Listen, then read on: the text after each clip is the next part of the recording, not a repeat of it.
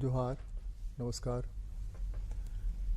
Baba Saheb Ambedkar, doctor Bhimrao Baba Saheb Ambedkar, doctor Ambedkar, बहुत सारे नाम हैं जो नाम के रूप में हजारों साल तक इसलिए बाबा साहब की याद दिलाते रहेंगे कि बाबा साहब ने समाज के लिए, मुल्क के लिए और उनके लिए जो समाज में सबसे वंचित तबका है, समाज में बराबरी के स्थान पर लाने की संघर्ष किया। बाबा साहब डॉक्टर भीमराव अंबेडकर 1891 में आज के दिन ही जन्म लिए थे और उस समय जो परिस्थितियां थीं आज से बहुत ज़्यादा खराब थी। उन परिस्थितियों में रह करके उन्होंने अपने बूते पढ़ाई की और उस जमाने की अगर बात कहें तो उतना बड़ा एकेडमिक कोई नहीं था। जितनी सारी डिग्रियां उनके पास थीं शायद ही किसी और के पास होगा। मेरी जो जानकारी है वो जानकारी यही है। हमेशा वह उन लोगों के लिए जिनको इस समाज ने यह मानते हुए कि इनके बगैर हमारा समाज नहीं चलेगा, इतना ज़्यादा नीचे फेंक रखा था कि उनकी छाया से भी वो उस जमाने में छूत लग जाता था। और डॉक्टर भीमराव अंबेडकर ने पढ़ाई लिखाई करने के बाद इनके लिए हर स्तर पर, समाज के स्तर पर, सड़क से लेकर संसद तक, मंत्री बने तब से लेकर के संविधान निर्माण करने तक बराबरी का दर्जा खोजते रहे और खोजते हुए चले गए। वह जिम्मा आज और अन्य लोग संभाल रहे हैं। इसीलिए जो सबसे पिछड़ा, सबसे ज़्यादा वंचित, सबसे ज़्यादा दलित तबका है वहाँ और उन लोगों के बीच जिन्होंने सचमुच में डॉक्टर अंबेडकर को पढ़ा है, समझा है, उनके बीच आज भी वो जीवित हैं और आगे भी जीवित रहेंगे। इसलिए कहते हैं ना कि हजारों साल नरगिस अपनी बेनुरी पर रोती है, तब जाकर कहीं पैदा होता है चमन में दीदावर। ऐसे थे डॉक्टर भीमराव अंबेडकर। हम उनकी जयंती पर आज बात करेंगे, उनके कामों के बारे में, क्यों सैकड़ों साल बाद भी वो जिंदा रहेंगे, क्या कारण है। हमारे साथ बात करने के लिए हैं रंजन चौधरी जी हैं, जो सामाजिक कार्यकर्ता है। स्वागत है आपका। नमस्कार। हमारे साथ हैं पंकज कुमार रवि, जो एडवोकेट हैं झारखंड हाई कोर्ट में, आपका भी स्वागत है। हमारे साथ है प्रदीप कुमार सिंह, जो जागरण के संपादक है, आपका भी स्वागत है। और हमारे साथ हैं अर्चना कुमारी, जो जिला परिषद रामगढ़ की सदस्य रही हैं। आप सबका स्वागत, सबको जोहार, सबको नमस्कार। आप ही से मैं आरंभ करूं। अगर डॉक्टर भीमराव अंबेडकर के बारे में समाज परिवर्तन युग दृष्टा के रूप में देखा जाए तो आप कैसे याद करेंगे उनको? जी, सबसे पहले मैं बाबा साहब भीमराव अंबेडकर को नमन करते हुए रांची दूरदर्शन को मैं आभार व्यक्त करता हूं कि आज इस विषय पर मुझे इस कार्यक्रम में आमंत्रित किया। जैसा कि सर आपने बताया कि बाबा साहब ने बहुत संघर्षों के बाद यह मुकाम पाया कि देश के सभी नागरिकों को बराबर का अधिकार दिलाने के लिए उन्होंने देश को एक संविधान के रूप में समर्पित किया है, जिसमें उन्होंने सभी तबके के लोगों को बराबरी का हक दिया। उनके संघर्षों के बारे में कहा जाए तो उस जमाने में बहुत भेदभाव, छुआछूत, ये सब होने के बावजूद उन्होंने जो पढ़ाई की, वैसी पढ़ाई, जो उन्होंने डिग्रियां हासिल की, वैसी डिग्रियां हमारे देश में क्या, विश्व में किसी भी व्यक्ति ने हासिल नहीं की। कोलंबिया यूनिवर्सिटी के सर्वे, 300 वर्षों के सर्वे का रिपोर्ट कहता है कि इन 300 वर्षों में सर्वश्रेष्ठ स्टूडेंट कोलंबिया यूनिवर्सिटी का बाबा साहब भीमराव अम्बेडकर रहे हैं।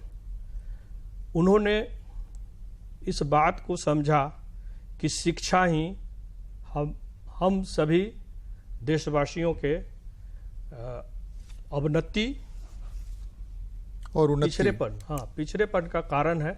इसलिए उन्होंने शिक्षा को सर्वप्रथम स्थान दिया और सबसे पहले अपने आप को शिक्षित करने के लिए हर तरह का संघर्ष किया।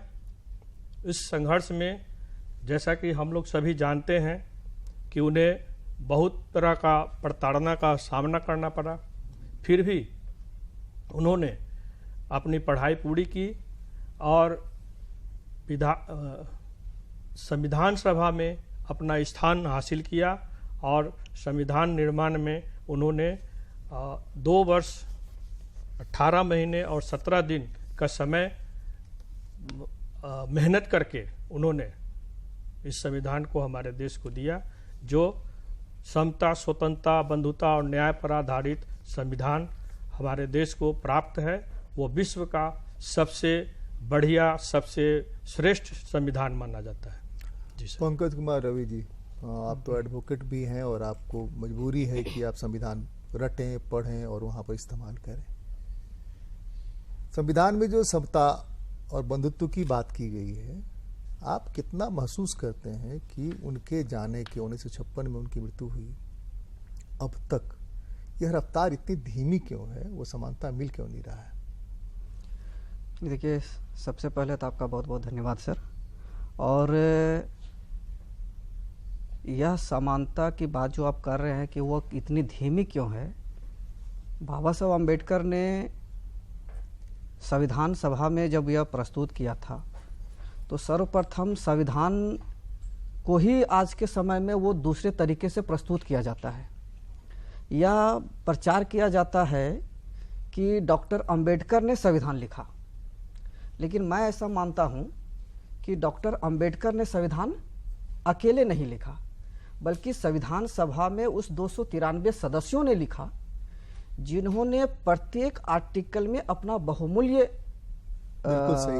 योगदान दिया है। ये तो ड्राफ्टिंग कमेटी के चेयरमैन, ड्राफ्टिंग कमेटी के चेयरमैन होने के कारण इनको नाम लिया जाता है इनका, लेकिन संविधान सभा के सभी सदस्यों ने बराबर की भागीदारी है। और जिस पॉइंट ऑफ व्यू से इसको लिखा गया था, ये दिया गया था, क्योंकि 1950 से पहले की जो समाज व्यवस्था थी वह इनइक्वालिटी पर आधारित थी, असमानता पर आधारित थी। एक जाति को, एक समुदाय को इतना मान सम्मान था और एक समुदाय को इतना मतलब निकृष्ट प्रताड़ना और निकृष्ट देखा जाता था कि वो इंसान की श्रेणी में ही नहीं था। बिल्कुल। तो वैसे उसको जो एकदम दबा कुचला है, जो इंसान की श्रेणी में ही नहीं, उसको समानता में लाना है।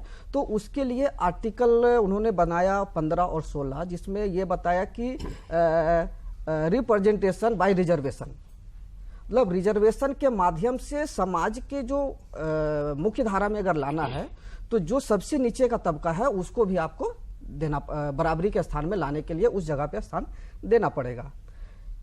और उस जगह पे लाया गया। तो शुरुआत में कुछ हुई, लेकिन उसकी धीमी इतना था, उसकी जो तरीका था वो इतना धीमी था कि आज तक वो फुलफिल नहीं हुआ। जैसे अगर हम रिजर्वेशन की बात करें तो जो शेड्यूल कास्ट की देखें तो 15% है, शेड्यूल ट्राइब की 7.5% है, ओबीसी का जनसंख्या चूंकि 52% है, लेकिन आज तक उसको मिला नहीं।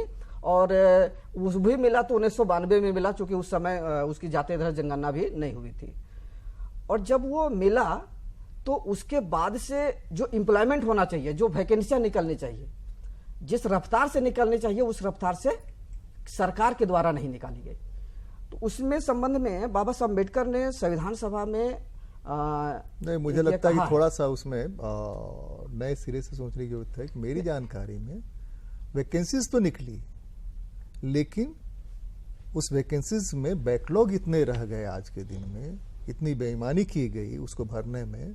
उस बेईमानी की वजह से जितना अनुपात होना चाहिए था वो अनुपात नहीं हो पाया। जी, मैं आपके इस बात से समर्थन करता हूं, लेकिन इसके साथ मैं एक चीज और जोड़ना चाहूंगा कि बाबा साहब अम्बेडकर ने संविधान सभा में एक बात कहे था कि संविधान कितना भी अच्छा क्यों नहीं हो, यदि वह उसको लागू करने वाले लोग अच्छे नहीं है तो संविधान बुरा साबित होगा। और संविधान कितना भी बुरा क्यों नहीं हो, यदि उसे लागू करने वाले लोग अच्छे होंगे तो संविधान अच्छा होगा। यह भी कहा था कि दुनिया के संविधान में बेहतर संविधान हमने बनाया है, उसके बाद भी अगर कोई खोट निकालता है तो इसका मतलब स्वभाव से आदमी दुष्ट है। दुष्ट है। और इसीलिए मतलब जो एक समुदाय ऐसा है जिसके पास सारी सुविधाएं हैं, एक समुदाय ऐसा है जिसके पास कुछ भी सुविधाएं नहीं है। तो पहले तो उसको सुविधाएं दो, और जब सुविधाएं देंगे तब वो बराबरी के स्थान पर आएगा। तो उसको मिला नहीं, वो उसको दिया नहीं, और जब वो था उस पर थोड़ी थोड़ी जैसे जिस अनुपात में उसको मिला उस अनुपात में वो आगे आए हैं। हाँ प्रदीप जी, आप तो पिछले 25 सालों से अखबारी दुनिया, समाज, सरकार, शासन सब देख रहे हैं। आपका क्या अनुभव है? डॉक्टर भीमराव अंबेडकर ने जो समाज के बराबरी के बारे में सोचा, जो गैर बराबरी मिटाने की बात थी, वो गाड़ी कहाँ जाके अटक जाती है? देखिए सर, अगर बातचीत करें तो थोड़ा, जैसा कि हमारे पूर्व के साथियों ने चर्चा की, प्री इंडिपेंडेंस के समय में, तो उस समय ही बाबा साहब ने ये महसूस किया था, और कामकाज के दौरान जैसे वो सैन्य सचिव नियुक्त किए गए तो उनके साथ जो काम करते थे लोग, वो उनका छुआ हुआ जो है वो बर्तन वो इस्तेमाल नहीं करते थे, तो उन्हें भेदभाव का शिकार जो है होना पड़ता था। और खास करके वो हिमायती इस बात के थे कि समानता का व्यवहार होना चाहिए और सहानुभूति का व्यवहार नहीं होना चाहिए। वो इस बात के कतई पक्षधर नहीं थे कि जो समाज का जो वंचित वर्ग है इसके साथ आप सहानुभूति पूर्वक व्यवहार करें, वो सहानुभूति का पात्र नहीं है। और उन्हें पहले लगता था कि 15 साल 20 साल के जागरूकता अभियान के दौरान वो लोगों को ये समझाने में सफल हो जाएंगे कि आप इन्हें सहानुभूति का पात्र नहीं माने, ये समानता के अधिकारी हैं। लेकिन ऐसा हो नहीं पाया। जैसे कई सारे ऐसे ऐतिहासिक अपने यहाँ कबीर का दर्शन है, सूर का दर्शन है, दर्शन भरा हुआ है कि जैसे आप आदमी है वैसे वो भी आदमी है, आपके जो नीड्स हैं वही नीड्स उसके भी हैं, आप जो अपॉर्चुनिटी चाहते हैं वही वो भी चाहता है। गलत क्या कर रहा है? आपका संविधान भी यही कह रहा है, संविधान बना भी उसी के तहत लोग चुन करके गए, वहां जाकर के बराबरी उन लोगों ने हासिल की, लेकिन वो समाज में जो पीछे रह गया उसका ध्यान नहीं दिया उन्होंने। ये हम कह रहे हैं ना, ये क्यों छूट जा रहा है, क्यों बेईमानी हो रही है? जाहिर तौर पर मतलब उसी दृष्टांत देते हुए मैं उन विषयों पर आ रहा था कि आज भी अगर हम देखेंगे तो एक सेपरेशन है। जिन लोगों ने आरक्षण की सुविधाओं का लाभ लिया तो एक बहुत छोटा तबका उसमें है जो आज के समय में वो आर्थिक दृष्टिकोण से मजबूत हो चुका है, और जिसके बारे में बार बार ये कहा जाता है कि आप रिव्यू कर लें, या फिर जो है वो इनका कहीं ना कहीं से एक बार ये भी देखा जाना चाहिए समीक्षा करके कि भाई इसकी जरूरत है कि नहीं है।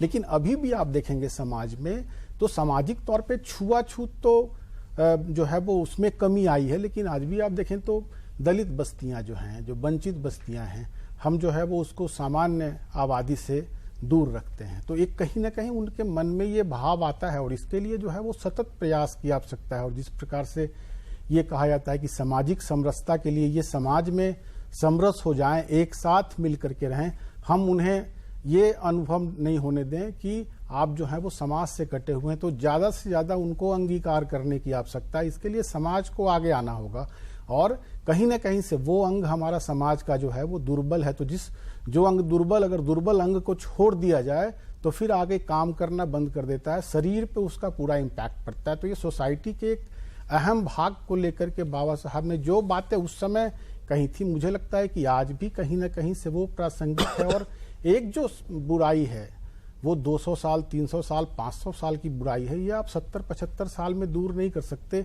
मुझे लगता है कि इसके लिए सतत प्रयास की आवश्यकता है, और आगे भी ये होगा।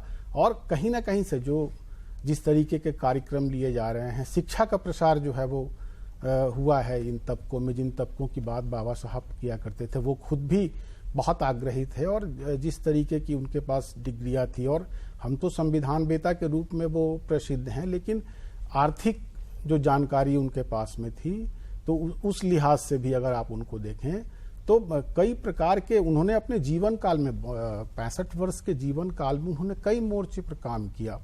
एक तो उन्होंने संविधान को लेकर के विधि विशेषज्ञ के तौर पर, आर्थिक विशेषज्ञ के तौर पर, समाज सुधार को लेकर के, और उनको जब ये लगा कि वो सुधार नहीं कर सकते हैं तो उन्होंने जो है वो चेंज भी किया। एक समाज को झकझोरने के लिए उन्होंने यह भी कहा कि मैं जो हूँ वो मतलब अपना जो है वो धार्मिक आस्था जो है वो उन्होंने बदला, और उसके भी कारण उन्होंने गिनाए, और वो बड़ा ऐतिहासिक पल है। और छुआछूत को दूर करने के लिए, लोगों को अपने साथ जोड़ने के लिए उन्होंने जो सामाजिक आंदोलन चलाए, तो आज भी सतत तौर पर ये कहीं ना कहीं से चल रहा है। लेकिन सामाजिक कटुता किए बगैर, आपस में खटास किए बगैर, इसमें सतत तरीके से प्रयास करने की आवश्यकता मुझे लगता है कि अभी लगातार जो है वो आवश्यक है। अर्चना कुमारी जी, आप कुछ प्रकाश डालिए इस पर। एक तो महिलाओं को भी वो मानते थे कि इनके साथ भी जो बिहेवियर है, वो बिहेवियर जो है समानता पर आधारित नहीं है। वो लगभग एक मालिक है और एक नौकरानी की हैसियत है महिला की, लगभग सब जगह ये स्थिति। बाद में कुछ बदलाव आए। हम कह रहे हैं कि टेक्नोलॉजी ने पूरी दुनिया को बदल दिया। उस टेक्नोलॉजी को लाने और बदलने वाले में भी इस समाज की बड़ी अहम भूमिका है, जो वंचित दलित तबका है। तब भी वो मुकाम हासिल नहीं कर पा रहा है। जिन सरकारों की जवाबदेही थी समानता लाने की, हर तरह से बाय हुक एंड क्रुक, दोनों तरह से, किसी एक को एक्सप्लॉइट करने का राइट तो नहीं दिया जा सकता है ना भाई। और आपका कॉन्स्टिट्यूशन कहता है जो ये कर रहा है उसके खिलाफ आप खड़े हुई है और इस तरह के लोग को एलिमिनेट करिए। आप क्या मानती हैं, क्या कारण है कि चीजें आगे नहीं बढ़ पाई जितना बढ़ना चाहिए था? 75 साल लगभग आज़ादी के हो गए, हम अमृत महोत्सव मना रहे हैं। जी, मेरा मानना तो ये है कि बाबा साहब का जो सपना था, या जो उन्होंने परिकल्पना की थी कि एक समान रूप से हम लोग भारतवर्ष में हर एक नागरिक को समान दर्जा मिले, कहीं ना कहीं अगर हम लोग अपनी ओर देखते हैं तो एक बार को लगता है राजनीतिक रूप में कि कुछ आरक्षण की वजह से हम लोगों को स्थान मिला। क्योंकि एक समय था जब महिलाओं को वोटिंग का भी राइट्स नहीं था। अपने लोकतांत्रिक देश में ये अधिकार भी नहीं था कि हम अपनी सत्ता को चुन सकें।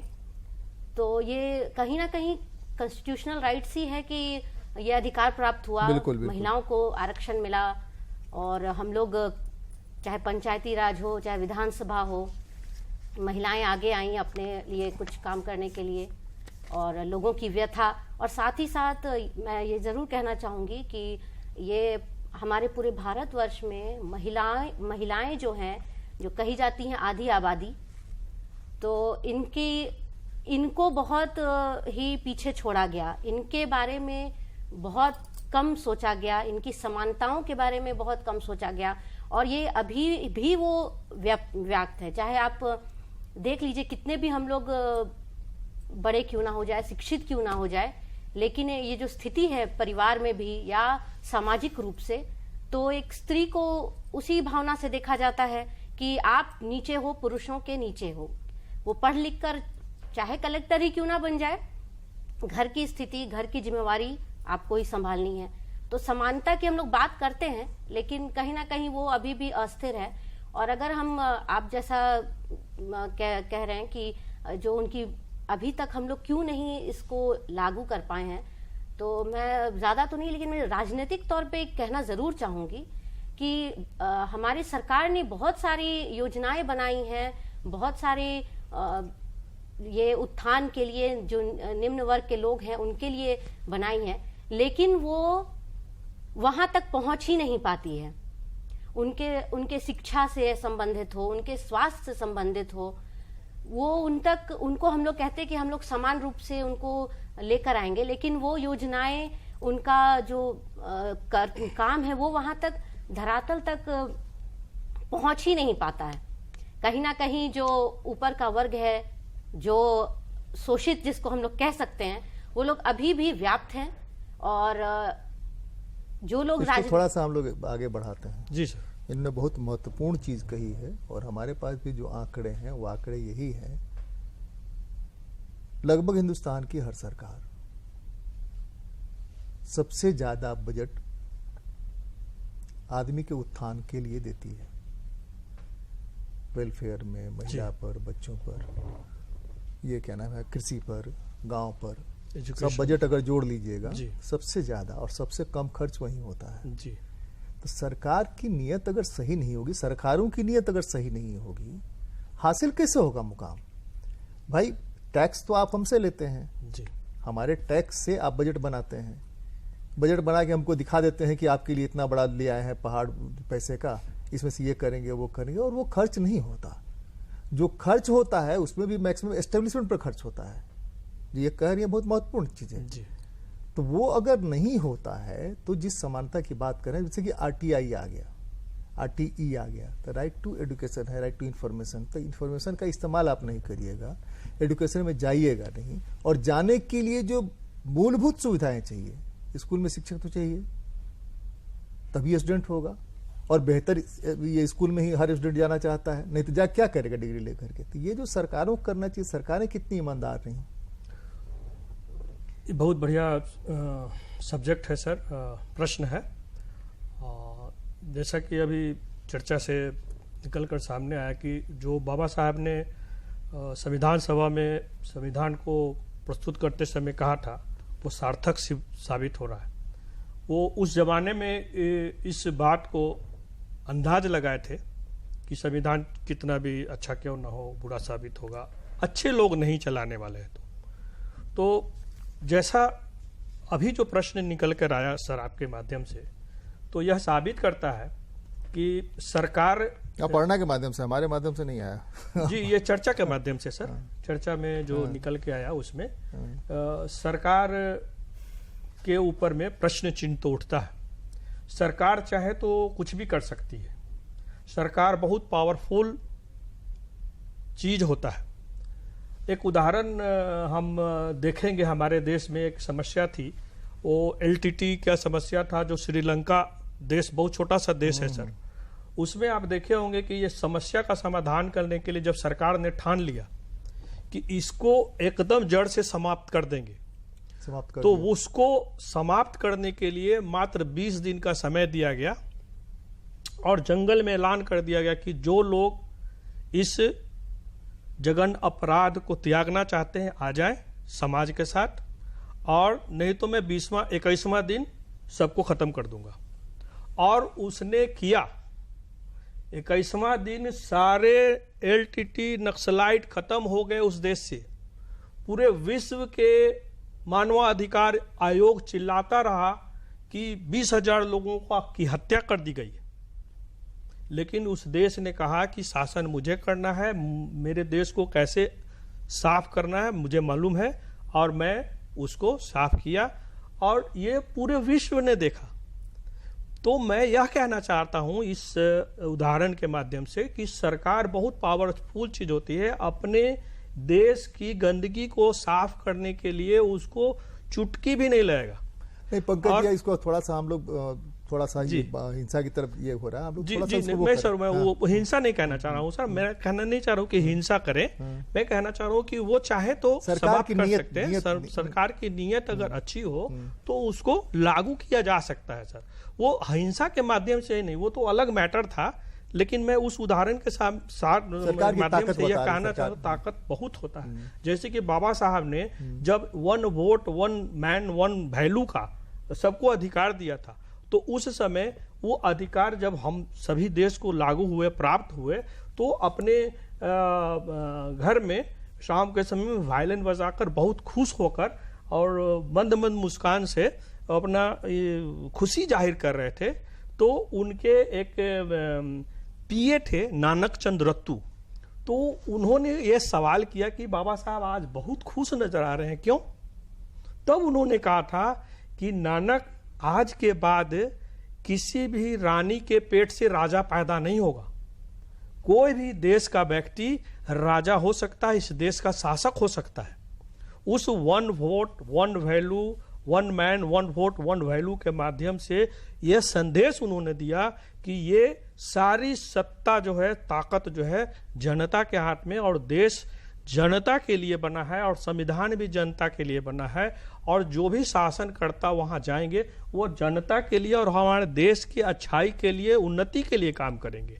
और यह संविधान से देश चलेगा, इसीलिए, और चलता भी है संविधान से देश। जितने भी कानून लागू होते हैं या संसद में कानून पास होते हैं या फिर इस संविधान में जो अमेंडमेंट किया जाता है, वो सभी चीजों का प्रावधान इसमें लिखा हुआ है कि अगर देश संकट में है तो अगर देश संकट में है तो उस समय की सरकारें और संसद चाहे तो इसमें जरूरत के हिसाब से अमेंडमेंट कर सकते हैं, संशोधन कर सकते हैं। ये बहुत बड़ा एक पॉइंट बाबा साहब ने इसमें डाला था, जो विश्व के किसी भी देश के संविधान में यह नहीं है। जो जैसा प्रारूप प्रस्तुत किया गया वैसा उन लोगों को मान लिया गया, और हमारे इस संविधान में उस समय जब लागू हुआ था उससे पहले 2747 संशोधन हुए थे। मतलब कि इसको कितना बहुत मतलब कि मंथन करने के बाद इस संविधान को निकाला गया था। तो मैं ऐसा मानता हूं कि ये संविधान को पूर्णतः लागू करने में अब तक की सरकारें विफल रही है, इसीलिए इतने आजादी के 76 साल होने जा रहे हैं। क्यों विफल रही? विफल रही है इसलिए कि उनकी नीयत नहीं रही है। क्योंकि बाबा साहब जब संविधान को लागू कर रहे थे उस समय जो लोग विरोध करने वाले, एक वोट एक वैल्यू से आज देश के सर्वोच्च पद पर बैठी हुई है द्रौपदी मुर्मू जी, माननीय द्रौपदी मुर्मू जी। तो वो तो हासिल हो गया कि उस एक वोट से, एक वोट के वैल्यू से हर किसी के पहुंच सकता है। आपने जो सवाल उठाया वो जहां का तहां रह गया। वो सवाल ये है कि वोट का वैल्यू जो है कि आदमी जैसा होगा, संविधान चलाने वाला, सरकार चलाने वाला, उसको चुनने का राइट तो हमको है ना। हम उसको पावर ऑफ अटर्नी देते हैं एक वोट से। अब अपने वोट का पावर ऑफ अटर्नी दिया कि आप वहां जाइए, वहां जाकर के हम जो आपको पैसा दे रहे हैं, हमसे जो पैसा ले रहे हैं, उस पैसे से आप हमारे भले के लिए काम करिए। यही पावर ऑफ अटर्नी है। और वहां जाकर के वो हमारा मालिक बन जाता है, वहां जाकर के हमारा राजा बन जाता है। वही भी व्यवहार है जो राजाओं का व्यवहार हुआ करता था।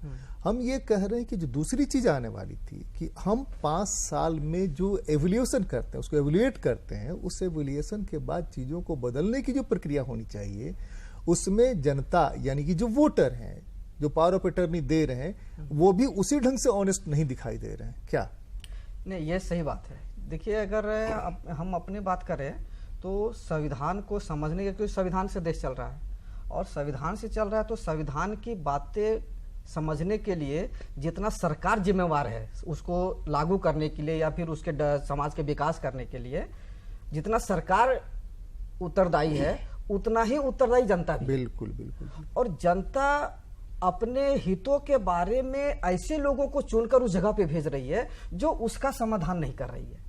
तो मैं ऐसा मानता हूं कि संविधान के समर्थन में और कैसे हो जाता है, ये इसलिए हो रहा है क्योंकि जो नेता है, जो लीडर है, जो है वो राजनीति को अपना एक व्यवसाय समझ लिए हैं।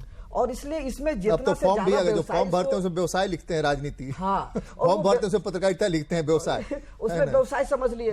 और जनता को इस चीज से एकदम अनभिज्ञ रखा गया है कि आप संविधान के बारे में जाने ही ना। मतलब उसको धर्म के बारे में ज्यादा पढ़ाया जाता है, संविधान के बारे में बिल्कुल नहीं पढ़ाया जाता। अगर वो क्लास 1 से संविधान पढ़ाया जाता तो अपने राइट्स के बारे में उसको पता होता जनता को कि हम किस संसद को, किस व्यक्ति को हम संसद में बिठाएं जो हमारे हितों के लिए काम करे। यह काम एनसीईआरटी ने किया। एनसीईआरटी ने यह काम किया। एनसीईआरटी जहां भी पढ़ाई होती है, यह बात ठीक है कि हम लोग तोता की तरह ज्यादा पढ़ते हैं, शिकारी आएगा जाल बिछाएगा उसको। हाँ, बिल्कुल। लेकिन मुझे ऐसा लगता है कि संविधान के प्रति या संविधान के समर्थन में जनता के बीच में जो जनमानस बनना चाहिए, जो विचार बनना चाहिए, जो वो अभी तक नहीं बन पाया है। ठीक है, अभी धर्म के संबंध में जितना जनता जो विचार बन पाया है, लेकिन वो एक संविधान के प्रति वो जनमत नहीं बन पाया। तो संविधान के प्रति वो जनमत बनाना है तो संविधान का प्रचार प्रसार करना पड़ेगा। जैसे मान लीजिए अभी आप आम जनता के पास अगर पहुंच जाए ग्रामीण क्षेत्र में, तो उसको नहीं पता है कि हमारे अधिकार क्या क्या है, उसके फंडामेंटल राइट्स क्या है, उसको नहीं पता है। उसको ये भी नहीं मालूम है कि अगर हम किसी व्यक्ति को चुनकर भेजते हैं, प्रधानमंत्री, राष्ट्रपति या कुछ भी बनाते हैं, तो वो हमारे लिए किन किन योजनाओं पर काम करेगा और हमारे लिए क्या करना चाहिए। मतलब संविधान में तो बताया है आर्टिकल 4 में कि राज्य के नीति नेतृत्व में ये चीज लिखा हुआ है और सरकार को ये काम हमारे लिए करना चाहिए। लेकिन अगर वो सरकार नहीं कर रही तो उसको पता होना चाहिए, क्योंकि 5 साल बाद तो फिर उसके पास वोट मांगने के लिए जाना है। और अगर जनता सवाल करे कि भाई 5 साल आपने आपको दिया, आपने क्या क्या किया, आपने ये काम किया कि नहीं, आपने समाज व्यवस्था को सुधारने के लिए काम किया कि नहीं, जैसे अगर हम दो पॉइंट पर ज्यादा विशेष चर्चा करूंगा जी। कि अभी के समय में आप देखेंगे कि सारा टैक्स जो है हम सभी देते हैं, लेकिन हम सभी जब टैक्स देते हैं उस पैसे से बैंक में जाता है और उससे एक कारपोरेट सेक्टर को अच्छा खासा लोन दिया जाता है और वो जाकर के लोन लेता है, फिर एनपीए में जाता है, राइट ऑफ होता है और वो उसको फरार हो जाता है, भाग जाता है। तो वो किसका पैसा है? वो तो जनता का पैसा है और उसके रिकवरी के लिए सरकार कुछ नहीं कर रही है। जब तक संविधान ये कहता है उसी लोन के लिए जनता को नाक रगड़ना पड़ता है। लेकिन उसी में सर आप देखेंगे कि आर्टिकल शायद 39 में यह कहा गया है कि सरकार को ऐसी व्यवस्था करनी चाहिए जिससे धन का इस तरह से विकेंद्रीकरण हो, मतलब हर व्यक्ति, देश के हर नागरिक के पास धन की इतनी संपत्ति जानी चाहिए कि वो अपना एक जीवन जो है ना, एक वैल्यूबल जीवन, वैल्यूबल लाइफ जो जीवन जीने के लिए जो आवश्यक है उतना उसको मिलना। आर्टिकल 21 यही है ना भाई कि हर व्यक्ति को गरिमा के साथ जीने का अधिकार है। हाँ, वो आर्टिकल 21 तो अभी एजुकेशन में ले आया है कि अभी तो अब कि हर व्यक्ति को राइट टू एजुकेशन के दिया। नहीं, वो तो ख में है। हाँ, क्वालिटी क्वालिटी, हाँ वो 21 में। तो इस तरह से अगर क्वालिटी लाइफ जीना है तो उसके लिए तो उसके पास पैसा होना चाहिए, धन होना चाहिए, और वो धन कैसे लाना है, हर व्यक्ति के पास कैसे जाना चाहिए, उसके लिए ये है। तो आप व्यवस्था करेंगे कि 5 किलो अनाज दे दो तो हम उसको जीवित रख देंगे, उससे उसका वैल्यूबल लाइफ, वो जीवित तो रहेगा, जिंदा तो रहेगा, लेकिन डिग्निटी नहीं रहेगी, डिग्निटी नहीं रहेगा। उसको डिग्निटी रखने के लिए उसके पास ऐसी व्यवस्था, इतना संपत्ति जाना चाहिए, इतना धन जाना चाहिए कि वो उसका लाइफ कर सके। लेकिन इस तरह का सरकार आज तक व्यवस्था नहीं की। एक आदमी खाते खाते मर रहा है, उसको फूड पॉइजन हो रहा है, एक आदमी खाए बिना मर रहा है। प्रदीप जी सर, एक तो एडुकेशन आया और मेरा अपना मानना है कि पिछले 23 सालों में शिक्षा की दुनिया भी बदली है। साइकिल देने और सारी सुविधाएं देने से, आरटीई के आने की वजह से स्कूल में इनरोलमेंट बढ़ा है, संख्या बढ़ी है। वहाँ संख्या बढ़ी, क्वालिटी एजुकेशन नहीं है। और क्वालिटी एजुकेशन के बारे में असर हर साल रिपोर्ट दे रहा है, हर 6 महीने पर रिपोर्ट डाल रहा है कि भाई 5वां का बच्चा जो है 5 और 3 का गुना करके कितना हुआ वो नहीं बता पाता है। 5वां का बच्चा ठीक से पढ़ नहीं पाता है। तो ये क्वालिटी ऑफ एजुकेशन नहीं होगा। तो एक तरफ आपने प्राइवेट स्कूल्स खोल दिए जहाँ की बड़े लोगों के बच्चे पढ़ेंगे, पैसे वालों के बच्चे पढ़ेंगे, और वहाँ 5 दिन जोड़ नहीं पाते। पढ़ाने का मतलब क्या हुआ? जब तक वो पढ़ेगा नहीं, जो डॉक्टर भीमराव अम्बेडकर कहते हैं शिक्षा सबसे ज़्यादा महत्वपूर्ण है, पढ़ेगा नहीं तो जानेगा कैसे, जानेगा नहीं तो गुनेगा कैसे, गुनेगा नहीं तो फिर कैसे समझेगा वोट का वैल्यू क्या है, एक वोट का मतलब क्या है। जाहिर तौर पे ये तो बड़ी एक समस्या है। और अभी जो चर्चा हुई तो उसमें ये चीज़ें उभर करके सामने आई तो कहीं ना कहीं से हम बहुत ज़्यादा जो है वो विश्वास कर लेते हैं राजनीतिक व्यवस्था पर। और हमारे देश में मतलब एक ऐसा लोगों की सोच बन गई है कि जो यही जो है वो अल्टीमेट पावर जो है पॉलिटिक्स से ही आएगा और इसी के जरिए जो है वो हम बदलाव ला सकते हैं। ये सच्चाई है। लेकिन मुझे ऐसा लगता है कि बाबा साहब अम्बेडकर ने जिन प्रोसेस को आगे बढ़ाया, ये एक बैटन रेस की तरह था कि वो उनके बाद जो है वो उसको कैरी करने वाले लोग होने चाहिए थे। समाज में ऐसे लोग हुए भी। आप अगर जेपी की बात करें तो इस तरीके के लोग हुए, लेकिन ये प्रक्रिया जो है वो रुक गई है और सिर्फ राजनीतिक शक्ति का केंद्र बनने के लिए दलितों का इस्तेमाल, वंचित वर्ग का इस्तेमाल जो है वो किया गया। कई ऐसे नाम हैं। तो उस पे नहीं जाकर के अगर हम सामाजिक तौर पे मजबूत नहीं करेंगे, सोसाइटी के तौर पर अगर मजबूत नहीं करेंगे, आप देखें कि जेपी का जो सुखोदरा आश्रम है उसके आसपास जो है वो सारी वंचित वर्ग की जो है वो बस्तियां हैं और उनको साथ में लेकर के उन्होंने जो वहाँ पे प्रयोग किए हैं। और ये तो मानना पड़ेगा कि समानता में एक बड़ा जो काम है वो शिक्षा के साथ आर्थिक तौर पर मजबूत होगा। तो आर्थिक तौर पर मजबूती कैसे आएगी? आर्थिक तौर पर अगर मजबूती आएगी तो व्यक्ति जो है वो सशक्त होगा, उसकी शिक्षा भी होगी। आज शिक्षा के लिए काफ़ी धन की आवश्यकता है। बाबा साहब को फंडिंग हुई थी तो वो विदेश पढ़ने के लिए गए थे। तो वो कैसे आएगा जब तक हम आर्थिक तौर पर सशक्त नहीं होंगे? वो तबका जब तक आर्थिक तौर पर सशक्त नहीं होगा तब तक वो पेट से आगे जो है नहीं, वो नहीं, सरकार तो लोन दे रही है ना भाई। लेकिन 14% में आप एजुकेशन लोन लीजिए और 8% में स्कूटी खरीद लीजिए, मोटरसाइकिल खरीद लीजिए, लोन तो दे ही रही है। हाँ, ये एक लोन का जो प्रोसेस है शिक्षा के लिए, नहीं, ये लोन का प्रोसेस क्यों? हम तो कह रहे हैं कि हम इस देश के नागरिक हैं, हमको शिक्षा राइट है भाई, हमको पाने के लिए हमारी लोन की क्यों व्यवस्था होगी? हम वंचित है तो हमारे लिए व्यवस्था करिए, लोन क्यों? राइट टू एजुकेशन, ये तो हम पैसा देते हैं ना भाई, हम कर्ज क्यों लेंगे? हमारी अच्छे स्कूल हर व्यक्ति को मुफ्त शिक्षा देनी एक मिनट सर, उनसे बात कर पढ़ना से आपको क्या लगता है कि कैसे लोगों तक शिक्षा हासिल हो सब लोगों को, क्वालिटी एजुकेशन? सर मेरा तो ये मानना है कि जो हम लोग अभी क्वालिटी एजुकेशन की बात कर रहे हैं, बिल्कुल मैं भी यही बात कहना चाह रही थी। जिस अभी समानता की बात कर रहे हैं, ये असमानता जो अभी व्याप्त है उसका मुख्य कारण ही शिक्षा है। क्योंकि हम लोग कह तो रहे हैं राइट टू एजुकेशन है, सरकारें सभी सरकारी स्कूलों में बहुत सारी व्यवस्थाएं दी गई हैं, फ्री एजुकेशन है, मिड डे मील चल रहे हैं, साइकिल है, पोशाक है, लेकिन वो जो एजुकेशन है, शिक्षा है, उसका अभाव है।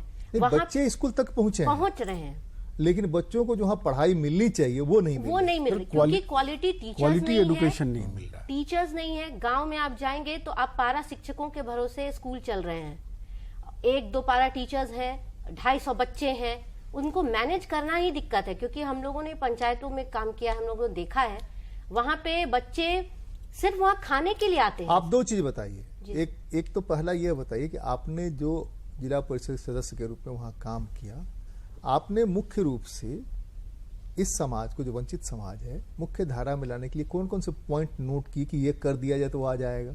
सर हम लोगों ने तो सबसे पहले ये काम किया कि जब हम लोग कहीं जाते थे तो लोग हम लोग को जो अभी अवधारणा है पॉलिटिकल कि आप मुझे वोट देंगे तो मैं आपको ये कर दूंगी, वो कर दूंगी, और ये सिर्फ सामने की बात है, पीछे होता है कि हम पैसे का लेन देन होता है, जो सभी लोग जानते हैं। तो सबसे पहला प्रमुख हमारा यही था कि हम शिक्षित हैं, हम लोग चाहते हैं कि हमारा समाज शिक्षित हो।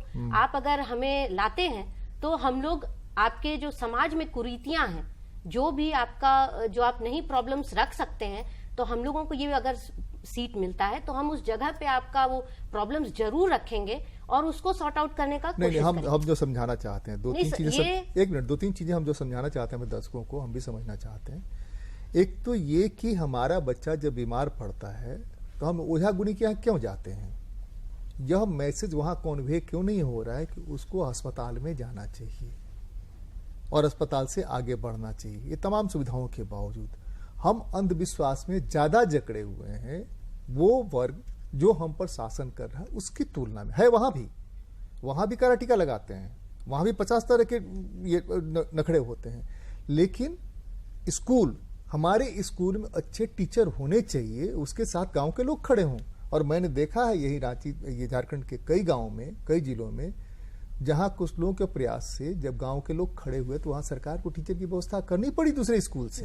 तो ये खड़ा कर पाना आपकी जवाबदेही, यानी कि पॉलिटिकल सोशल लोग जो हैं उनकी जवाबदेही बनती है ना। तो ये हम कहते हैं कौन कौन से पॉइंट ऐसे हो सकते हैं जहां से कि अंधविश्वास दूर करें और वो माने कि शिक्षा ही चक्षु है, आंख है, उसी से सारा ज्ञान होगा।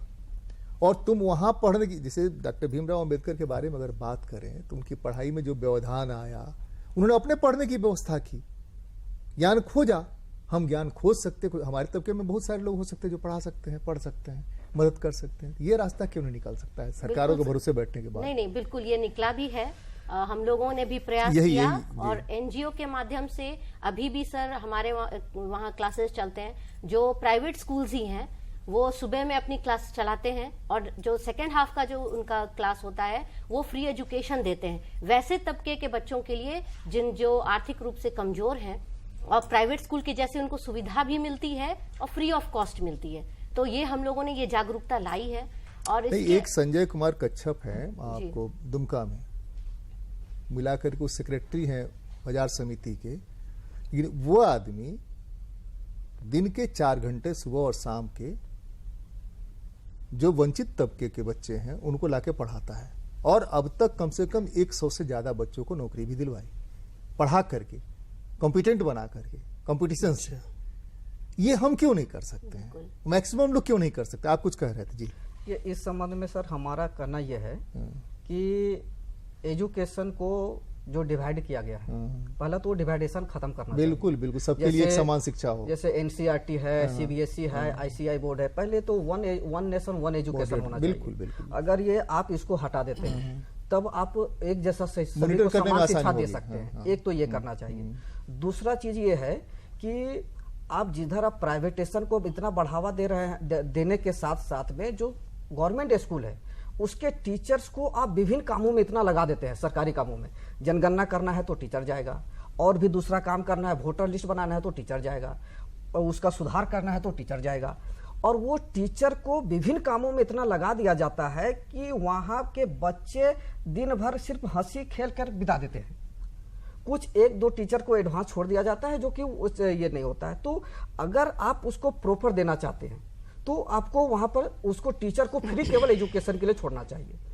दूसरी तरफ ये है कि जो क्वालिटी एजुकेशन अगर हम लाना चाहते हैं तो 20 स्टूडेंट या 20 या 30 स्टूडेंट पर एक टीचर होना चाहिए। 30 पर एक स्टूडेंट। लेकिन आज के समय में 100 बच्चे पर या 150 बच्चे पर एक टीचर है। यहाँ स्थिति तो टीचरों बदली की है। संख्या जो है वो भी ज्यादा जो वो टीचर के नियुक्तियां हुई हैं उसमें थोड़ी स्थिति बदली है अभी तो उस हिसाब से है। तो आप बहुत सारे अभी, लेकिन वो अभी तो अनुपात ऐसा जो एजुकेशन पॉलिसी का अनुपात है, गवर्नमेंट का निर्णय है कि 30:1 का अनुपात होना चाहिए, 30 बच्चों पर एक टीचर ये होना कि, चाहिए। लेकिन ऐसा नहीं है सर। इसमें हम और भी चाहेंगे, जैसे आप जर्मनी का, अगर आप जापान का एक उदाहरण ले तो जापान में एक गांव है जहां एक बच्चे के लिए पूरी ट्रेन जाती है। उसको ट्रेन जाती है, लाती है, फिर पहुंचाती है। लेकिन वो इंडिया में नहीं। यहाँ क्या है कि अगर 5 से मतलब उसका 5-10 बच्चे हो गए तो उसको दूसरे स्कूल में मर्ज कर दो। हम उसको सपना देख सकते हैं, बंद सपना करने का एक प्रोसेस चला रहे हैं। भाई उसमें जगह पे अगर 5 बच्चे भी है तो वहां आप 2 टीचर अपॉइंट करके वहां उस बच्चे को एजुकेशन, जब वो शिक्षित होगा तो उसका डेवलपमेंट स्वतः हो जाएगा। आप उसके लिए फिर से हमको बहुत ज्यादा डेवलपमेंट करने की व्यवस्था नहीं करनी पड़ेगी। एक और चीज रंजन जी आपकी तरफ मैं मुखातिब हो रहा हूँ, वो ये कि जैसे हम हर जयंती पर बाबा साहब को याद करते हैं, नमन करते हैं, जो नमन करते हैं पूरा देश, पूरी सरकारें नमन करती हैं, उन सरकारों को संविधान के अनुरूप समानता में जहां असमानता दिख रही है वहां जो कठोरता बरतनी चाहिए थी, जो आपने एक एग्जाम्पल दिया, वो कठोरता बरतने में क्या दिक्कत है, क्या परेशानी है? देखिए, जहाँ तक संविधान को पूर्णतः लागू करने की बात है, मैंने आज भी अगर पता चले कि हिंदुस्तान में छुआछूत है तो इससे शर्मनाक बात तो कुछ नहीं हो सकती। बिल्कुल सर।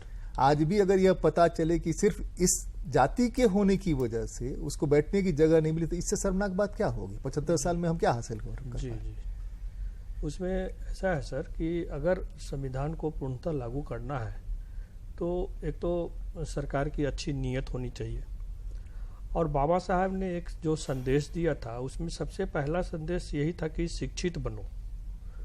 तो शिक्षित बनने का मतलब यह नहीं हुआ कि स्कूल में क्या पढ़ाई हो रही है और क्या हमें पढ़ना चाहिए, डिग्रियां हासिल करना, वो शिक्षा नहीं, सामाजिक शिक्षा होना जरूरी है।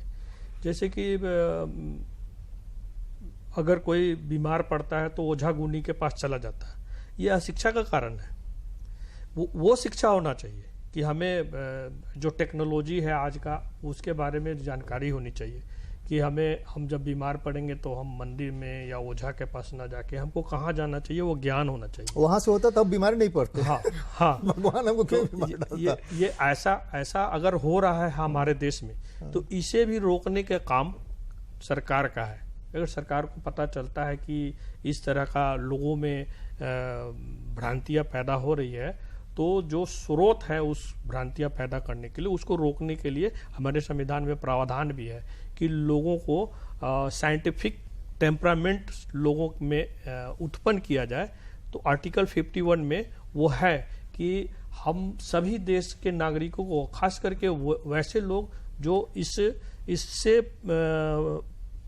प्रॉफिट उठा चुके हैं, जैसे हम लोग पढ़े लिखे लोग हैं, तो हम पढ़े लिखे लोगों पर बाबा साहब ने यह जिम्मेदारी लगाई थी कि इन पढ़े लिखे लोगों का ये ड्यूटी बनता है कि बाकी लोग जो नहीं पढ़ पाए उनको पढ़ाने के लिए क्या क्या होना चाहिए सरकार के द्वारा, उस पर वो सरकार का ध्यान आकर्षित करे और समाज में जाकर लोगों को बताए कि तुम्हारे क्या क्या अधिकार है। शिक्षा की जहाँ तक की बात है कि शिक्षा के लिए सबसे पहला संघर्ष हमारे देश में ज्योतिबा फूले ने किया था, जिसे बाबा साहब ने अपना गुरु भी माना था। दोनों सावित्रीबाई फुले और बाबा साहेब दोनों ने किया। तो सावित्रीबाई फुले ज्योतिबा फुले की पत्नी है, पता है, दोनों तो ने किया उन्होंने सबसे पहले शिक्षा के लिए पहले पत्नी को पढ़ाया और एक संदेश दिया पूरे देश में कि हमारे जो देश की जो कुरीतियां हैं कि महिलाओं को पढ़ने का अधिकार नहीं है और महिलाओं को पढ़ाना सरस्वती वही है, पढ़ने का अधिकार नहीं है। हाँ, पढ़ने देना माने धर्म के विरुद्ध है, एक पाप कर रहा है। तो वो उस जमाने में जो स्थिति थी कि जब ज्योतिबा फुले अपनी पत्नी को पढ़ाया और उनको एक टीचर बनाया और वो जो पढ़ाने के लिए जाती थी तो उनके साथ तरह तरह के जो प्रताड़ना किया जाता था और उनके ऊपर में गोबर माटी गंदा फेंका जाता था, लेकिन वो उस संघर्ष को उसको संघर्ष की तरह लिया। वो एक समय बेचैन हो गई वो महिला सावित्रीबाई फुले, तो फुले साहब ने उनको ज्योतिबा फुले साहब ने बताया कि तुम इसको धैर्य के साथ करो।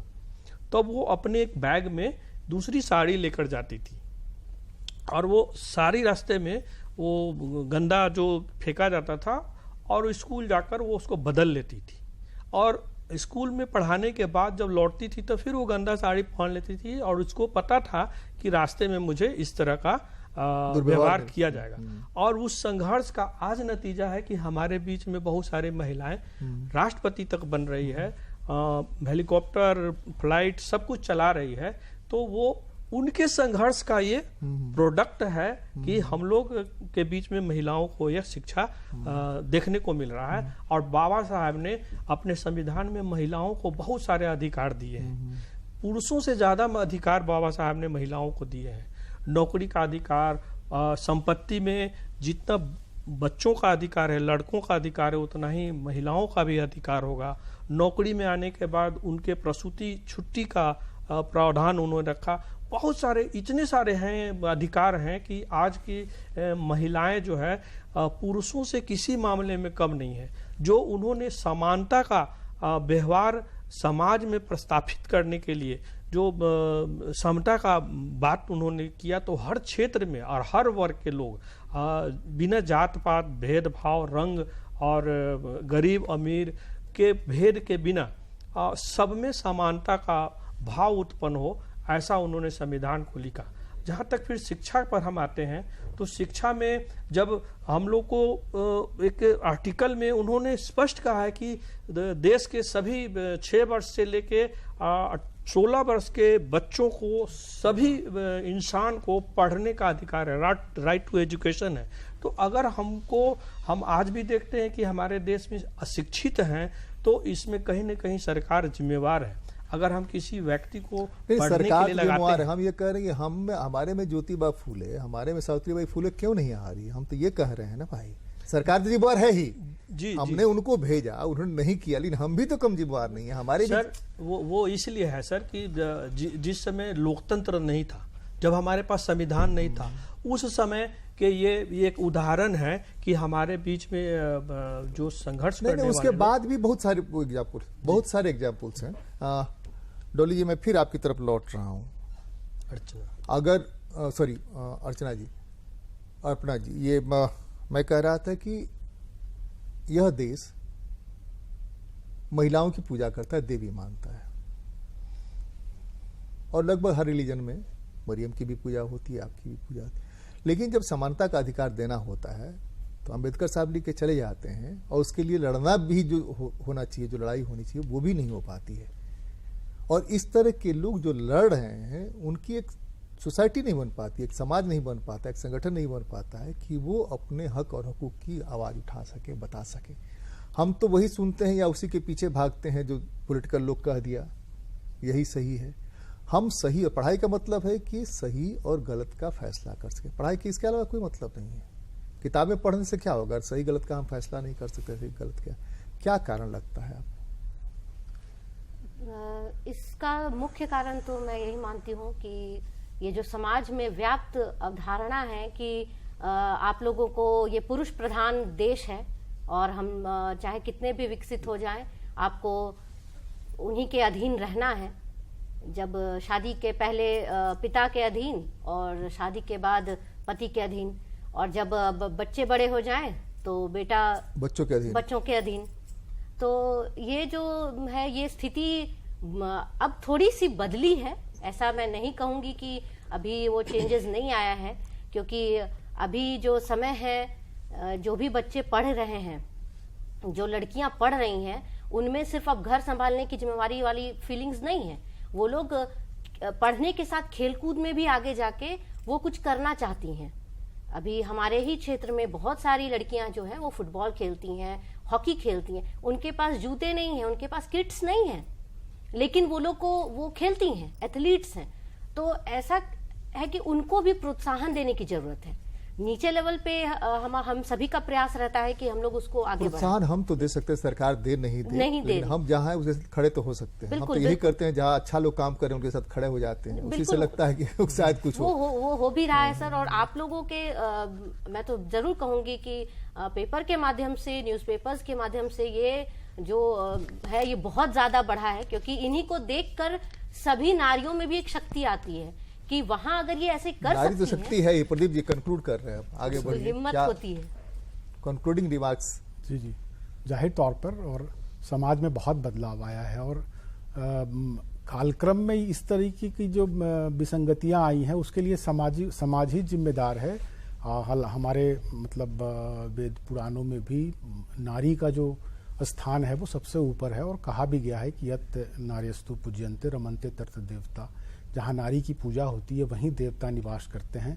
और कहीं ना कहीं जैसा मैडम ने कहा, तो उस सोच को भी थोड़ा बदलने की आवश्यकता है हर क्षेत्र में। अगर हम झारखंड में देखें तो में जो इंडियन हॉकी टीम को लीड करती हैं यहाँ की जो है वो लड़कियाँ करती हैं, आर्चरी में बहुत शानदार प्रदर्शन करती हैं, और अभी टॉपर सम्मानित किए गए सीबीएसई के हमारी राष्ट्रपति और हमारे मतलब ये तो गर्व की बात है। हमारे देश की राष्ट्रपति हैं द्रौपदी मुर्मू जी, हमारे यहाँ भी राज्यपाल रही वो, और बहुत अच्छे तरीके से वो कार्य संपादित कर रही हैं। तो एक बड़ा परिवर्तन तो हुआ है। ये परिवर्तन जो है वो हर क्षेत्र में बाबा साहब ने जो प्रयास आरंभ किए थे समानता के लिए, शिक्षा के लिए, इसको सतत प्रयास करने की जरूरत है। लगातार इसमें प्रयास जो है वो संस्थागत स्तर पर तो होता ही है, सामाजिक स्तर पर भी प्रयास जो है वो इसमें होना चाहिए। जी मेरा कहना यह है, अगर कंक्लूडिंग की बात करें तो समाज में 2-3 तरह का काम करना चाहिए। एक तो संविधान के प्रति जनमत तैयार करना चाहिए, ताकि जो संविधान के विरोध में जो काम कर रहे हैं उसका पर्दाफाश हो। बिल्कुल बिल्कुल। और संविधान के विरोध में जो विरोध में जो कर रहे हैं उसका पर्दाफाश करते हुए संविधान के समर्थन वाली हम सरकार बना सके। और इसके लिए एक संविधान के समर्थन में संविधान का प्रचार प्रसार करते हुए हमें पहले संविधान को समझाया जाए, लोगों को संविधान समझे, जनमानस तक, अंतिम व्यक्ति तक। मतलब जो गांव का अनपढ़ व्यक्ति है जिसके पास कुछ शिक्षा नहीं है, उसको भी संविधान समझ में आना चाहिए, उसको भी अपने अधिकार समझ में बिल्कुल आना चाहिए। एक तो ये। दूसरी तरफ महिलाओं के लिए मैं ये कहना चाहूंगा कि उसको हिंदू कोड बिल पढ़ना चाहिए। जब बाबा साहब अम्बेडकर ने ये हिंदू कोड बिल बनाया था और लागू किया था, जिसमें 3-4 एक्ट आए थे, करीब 7 एक्ट थे, और उस सभी 7 एक्ट को उस समय तत्कालीन जो मंत्रिमंडल था, नेहरू की मंत्रिमंडल था, उसको रिजेक्ट कर दिया था, उसको पास नहीं किया था। और उसी के बिहाफ में बाबा साहब अम्बेडकर ने संविधान सभा से इस्तीफा भी दिए थे। लेकिन बाद में 1956 के आते आते वही सब हिंदू कोड बिल को अलग अलग टुकड़ियों में लागू किया गया, चाहे हिंदू विवाह अधिनियम हो, हिंदू दत्तक ग्रहण अधिनियम, हिंदू भरण पोषण अधिनियम हो, या हिंदू विवाह एवं विवाह विच्छेद अधिनियम हो। तो इस तरह से जो भी कानूनें पास हुई, तो इसलिए उसमें महिलाओं का सबसे बड़ा राइट है। मैं बहुत ज्यादा अभी उस पर नहीं जाऊंगा, लेकिन वो जो चीज है उसको हमको लगता है कि महिलाओं को संविधान लोग जाने समझे। तीसरी बात यह है कि अगर हम संविधान के समर्थन में लोगों को जनमत बनाते हैं तो उसके लिए एक जागृत करना चाहिए। और अभी मैं देख रहा हूं कि पूरे भारत में इस तरह का एक भी कोई ऑर्गेनाइजेशन इस पर काम नहीं कर रही है। मैं एक छोटा सा उदाहरण सर बताऊंगा कि संविधान का एक आर्टिकल से बना है एक कानून जिसको कहते हैं ST/SC एक्ट, और उस एक्ट में माननीय सुप्रीम कोर्ट के द्वारा एक बदलाव किया गया था 2018 में, फरवरी 2000, जिसके बदलाव के विरोध में 2 अप्रैल 2018 समय चूंकि हमारा खत्म हो रहा है, रंजन जी माफ करिए सर, मैं 2 मिनट नहीं है हमारे पास समय नहीं है। भारत का संविधान बाबा साहब अम्बेडकर की बहुत बड़ी भूमिका रही बनाने में, और संविधान ही कहता है, जिस संविधान को हम मानते हैं कि हमारा बाइबिल है, कुरान है, गीता है, उसको अगर सचमुच में ईमानदार बनना चाहते हैं, ईमानदारी से लागू करना चाहते हैं और करना चाहिए, तभी हमारा देश सचमुच में बेहतर और विश्वगुरु हो सकेगा। आज की बहस में इतना ही। बाबा साहब को नमन करती हूँ। आप सबको बहुत बहुत धन्यवाद। नमस्कार। जय भीम सर।